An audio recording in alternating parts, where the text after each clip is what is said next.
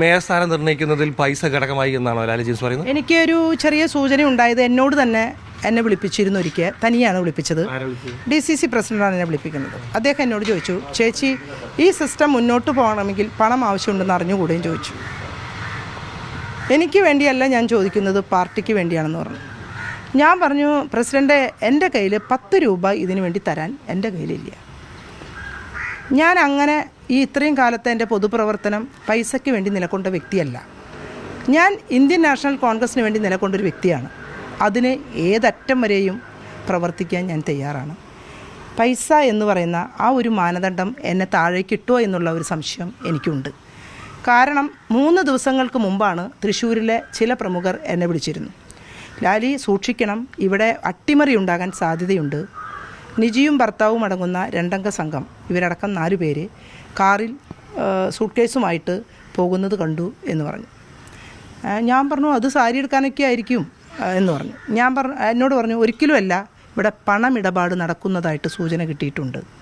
ലാലി സൂക്ഷിക്കണം, ശ്രദ്ധിക്കണം എന്ന് പറഞ്ഞു. ഞാൻ പറഞ്ഞു, ഒരിക്കലും എൻ്റെ പാർട്ടി എന്നെ ചതിക്കില്ല. കാരണം നിജിയെക്കുറിച്ച് ഇപ്പോൾ പറയുന്ന സ്ഥാനമാനങ്ങളും കാര്യങ്ങളൊക്കെ നിങ്ങൾ കേട്ടു. ഏതെങ്കിലും സമരമുഖങ്ങളിൽ ശക്തമായിട്ടുള്ള പ്രതിരോധം തീർക്കാനോ അല്ലെങ്കിൽ എന്തെങ്കിലും കാര്യത്തിന് നിജി ജസ്റ്റിൻ എന്ന് പറയുന്ന ഒരു വ്യക്തി ഉണ്ടായിരുന്നു എന്നുള്ളത് നമ്മൾ പരിശോധിക്കണം. പെട്ടെന്ന് വന്ന് കിഴക്കുംപാട്ട സീറ്റ് ചോദിച്ചു, കൊടുക്കില്ല എന്ന് പറഞ്ഞു.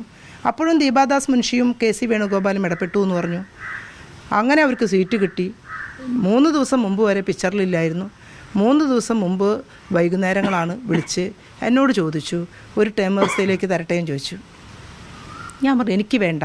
ഞാനൊരു മേയർ പദവി ആഗ്രഹിച്ച് വന്നൊരു വ്യക്തിയല്ല. പക്ഷേ പാർട്ടിയും പൊതുജനങ്ങളും മീഡിയയൊക്കെ എൻ്റെ ഒപ്പം നിന്ന് കഴിഞ്ഞപ്പോൾ സ്വമേധയാ ഒരു വ്യക്തിക്കുണ്ടാകുന്ന ഒരാഗ്രഹം എനിക്കും ജനിച്ചു എന്നുള്ളതാണ്. പക്ഷേ എന്നെ മുറിച്ചു മാറ്റപ്പെടുമ്പോൾ എന്ത് മാനദണ്ഡത്തിലാണ് മുറിച്ചു മാറ്റിയത്? അത് പണത്തിൻ്റെ കാര്യത്തിലാണോ എന്നുള്ളത് സംശയം തന്നെയാണ്.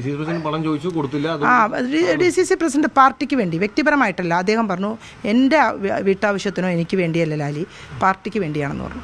ഞാൻ പറഞ്ഞു, എനിക്കിപ്പോൾ തരാൻ കഴിയില്ല എന്ന് ഞാൻ വളരെ വ്യക്തമാക്കിയിട്ടാണ് പോകുന്നത്.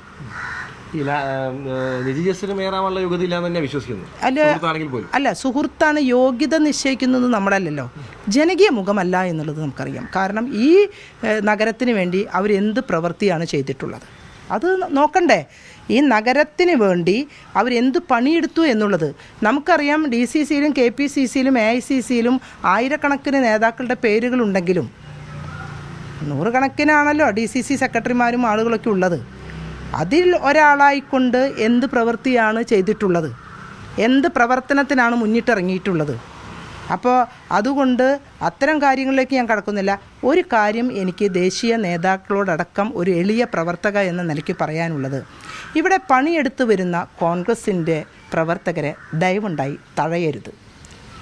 പണവും ആഭിജാത്യവും അല്ലെങ്കിൽ മറ്റ് ഘടകങ്ങളൊന്നുമല്ല നമ്മൾ നോക്കേണ്ടത് ഇന്ത്യൻ നാഷണൽ കോൺഗ്രസിന് വേണ്ടി അഹോരാർത്ഥം പണിയെടുത്ത് കയറി വന്ന് ഒരു പൊസിഷനിലേക്ക് കടന്നു വരുമ്പോൾ കട ചെത്തിക്കളയുന്ന ഏർപ്പാട് ഇനി പാർട്ടിക്ക് വേണ്ട.